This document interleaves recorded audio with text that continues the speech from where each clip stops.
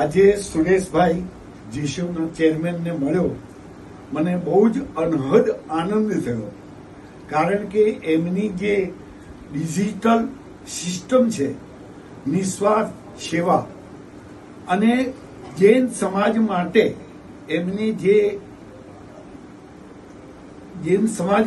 એમને જે હાથમાં બાણ ઉપાડ્યું છે, એ બાણ કદાચ મને એમ લાગે છે આજ સુધી કોઈ અભિમાન્યુ સિવાય કોઈ ઉપાડી નથી શક્યું. એટલે હું તો એમને અભિમાન્યુ માનું છું કે જૈન સમાજને કે અભિમાન્યુ છે.